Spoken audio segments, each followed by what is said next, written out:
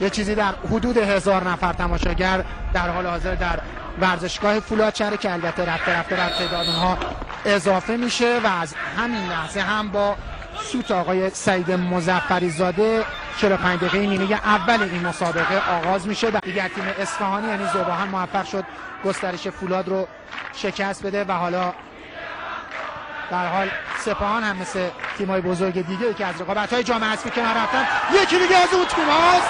توپی که زده میشه آفساید هم اعلام میشه. از به توپ بلند حالا فرستاده میشه یک ضربه سر توی دروازه گل برای ملوان انزلی به ثمر میرسه. اینجا توپ از همه عبور کرد، این ضربه سر جراکا و این هم توپی که به درون دروازه رفت و تلاش رحمان احمدی خاصی در پی نداشت. یه ضربه سر محکم به گوشه دروازه تا در عین ناباوری این تیم ملوان باشه که با این ضربه سر از حریف قدرتمند خودش پیشی میگیره. 1-0 از نمای پشت دروازه و این هم ضربه سر محکمی که به درون دروازه رفت. بازم یک بار دیگه 1-2 ویژه موقعیت هست. امادرضا فضایی لازم رو داره. امادرضا یه موقعیت. حسین بنگر، سید جلال رافقایی، مسلمان چپ ها هست. محسن مسلمان حالا با پای چپ توپ را پشت مدافعین میفرسته. یه پاس عالی، موقعیت برای تیم ملوان و توپی که گل نمیشه. با گل میشه. بله گل برای ملوان. یه لحظه نیمکت تیم ملوان با حالت حس و ولا بلند شدن، خودشون هم نفهمیدن که توپ گل شده اما توپ درون دروازه قرار گرفت. ببینید یه پاس عالی، آفساید اصلا نبود، یه کنترل خوب، یه ضربه که ببینید در آخرین لحظه تکلی هم زد اونجا مدافع سپاهان اما توپ درون دروازه قرار گرفت. محمد حیدری هم بود که این توپ رو درون دروازه قرار داد. ببینید حساب کار 2-0 میشه و باز هم مرور میکنیم از نمای پشت دروازه. این ارسال به پشت مدافعین، حیدری جا گذاشت رحمان احمدی رو، اینجا ضربه رو زد. یه لحظه من فکر کردم تکلی که زده شد توپ به بیرون رفتم. موقعیت هست برای تیم سپاهان. جعفرپور جا برای ارسال داره، این کار انجام میده داخل محوطه جریمه. موقعیت برای سپاهان، یک ضربه و توپی که کنار دروازه محسن بنگر بود که به بیرون زد. استفاده بهتر از موقعیت‌ها و خلق نتایجی که گهگاه عجیب هست. سید صالحی دوباره سپاهانی‌ها ادامه میدن به حرکات رو به جلوی خودشون. تو فرستاده میشه حالا به روی دروازه سید صالحی و توی دروازه گل. سپاهان یکی از گل‌های خورده رو پاسخ میده. یه هجمات تازه‌ای میگیرن. ببینید این لحظه‌ای هست که خط دفاعی ملوان اشتباه کرد. یه ضربه دقیق به دستان حسنی صفت هم خورد اما دیگه کاری از این دروازه‌بان بر نمی اومد. یه کنترل با پای چپ و با همون پای چپ هم توپ رو به درون دروازه فرستاد سید صالحی. 2-1. مثلا مرور می‌کنیم نمای حجاری برای اماد محمد رضا روی توپ اثر میگذاره.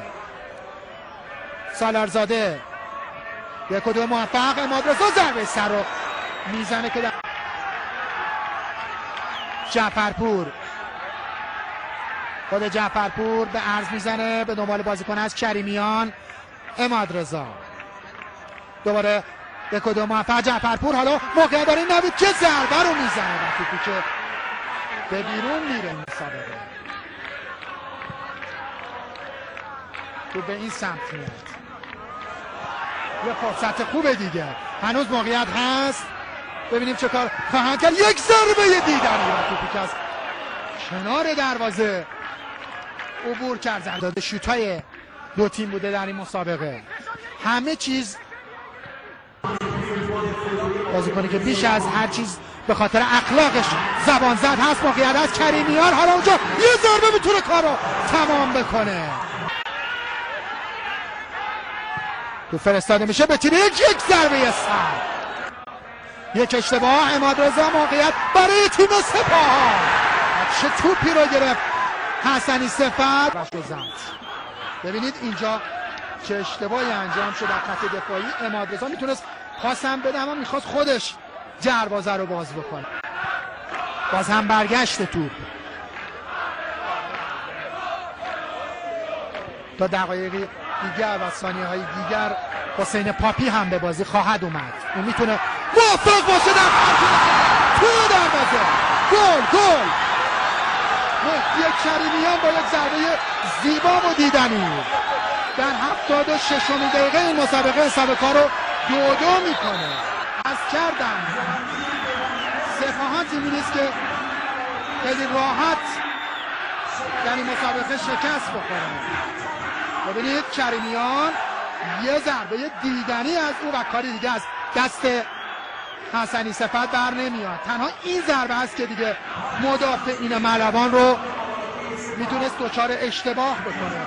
فضا به او دادن، گرفت، چرخید و زد. سه اشتباهی که مدافعین ملوان برای دریافت گل دوم انجام داد. یه بازیکن دیگر آقای پورغلامی میخواد به بازی بیاره. تو فرستاده میشه به روی دروازه، حالا بنگر ضربه سر او به دیرک دروازه برخورد میکنه و گل سوم سپاهان شکل نمیگیره. ببینید این ضربه سری است که به دیرک دروازه خورد. به حرکت رو به جلو، خطایی نیست. اشاری میتونه شوت هم بزنه. یه پاس رو به جلو، حالا برای سید سالی موقعیت و توپی در آخرین لحظه حسنی صفت میگیره. 11 موقعیت خطرناک سپاهان تنها 2 بار تبدیل به گل شده. ببینید سید صالحی اگر محکم‌تر ضربه رو زده بود سپاهان به گل سوم هم میرسید، اما ضربه سر جمشیدیان در شرایطی نامتعادل. عمادرضا کنارش پاپی هست. جمشیدیان، امید ابراهیمی، جمشیدیان، بعد جمشیدیان حالا توپ رو میفرسته به روی دروازه. یک اشتباه، عمادرضا ضربه رو میزنه توی دروازه. گل سوم رو عمادرضا در دقیقه 91 میزنه.